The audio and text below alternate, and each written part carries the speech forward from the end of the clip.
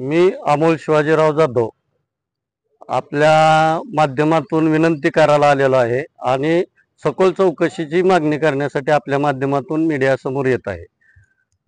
हा जो प्रकार झालेला आहे बेमुदत लेखणी बंद आंदोलन हे ते माननीय जसं प्रवीण गेडाम, तुकाराम मुंडे आणि दिगावकर साहेब हे नॉट करप्शन अधिकारी होते।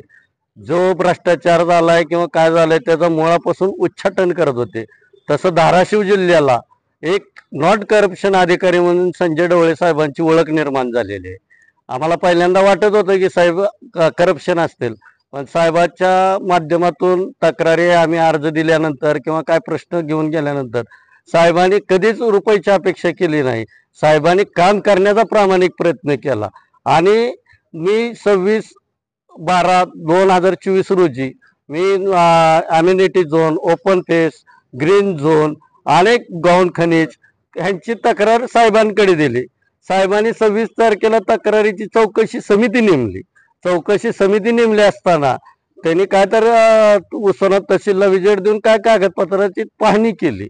मग 26 तारीख गेली, 27 गेली, 28 गेली, 29 गेली, 30 गेली। ह्या 5 दिवस गेल्यानंतर काल एकच्या नंतर काय चक्र फिरले, काय गोड बंगाल फिरले मला काहीच कळालं नाही।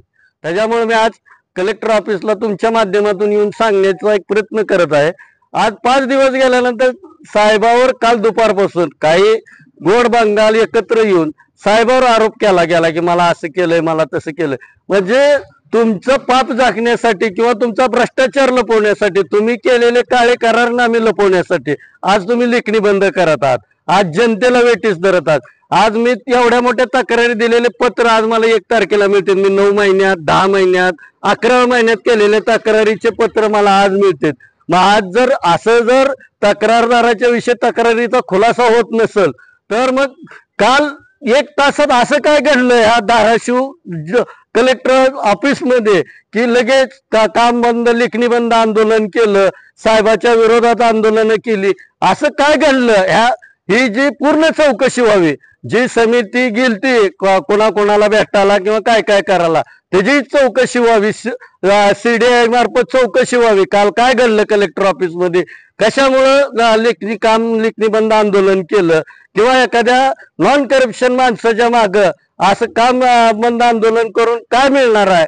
आणि मी साहेबांना एक विनंती करतो आणि जिल्ह्यातले खासदार असतील, आमदार असतील, महायुती असेल, महाविकास आघाडी असेल किंवा वंचित आघाडी असेल, सर्व राजकीय पक्ष असतील, छोटे मोठे सर्व भ्रष्टाचारी संघटना असतील, आज जर तुम्ही आवाज नाही उठवला तर बीडचा धाराशिव जिल्हा अधिकारी वर्ग व्हायला कमी होऊ देणार नाही। आणि या अधिकाऱ्याची जर मगरुरी मोडायची असेल तर आपले हे दावे बाजूला ठेवा, हे काळ्या धंद्यावर पांघरून घालू नका। अधिकारी संजय ढवळे साहेबाच्या मागे जिल्ह्यातल्या सर्व अधिकारी, पदाधिकारी, महाविकास आघाडी असो, महायुती असो, वंचित असो ना, सर्व भ्रष्टाचाराच्या संघटना असो, विविध संघटना असो किंवा सामान्य जनता असो, आज आपल्याला काळाला गरज आहे की हा धाराशिव जिल्ह्यातला भ्रष्टाचार उकडून काढण्याची गरज आहे।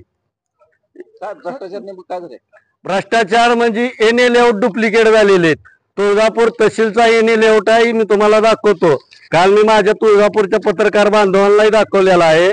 तुळजापूरचा तहसीलचा एनए लेआउट आहे, ह्याच्यामध्ये शिक्का मारलेला आहे, पण अशोक स्तंभ किंवा स्वस्तिक चिन्ह हे ह्याच्यावर नाही।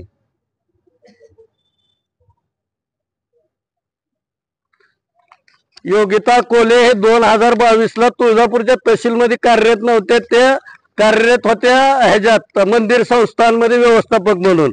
त्यांची ते सही मारलेली आहे योगिता कोलेंची।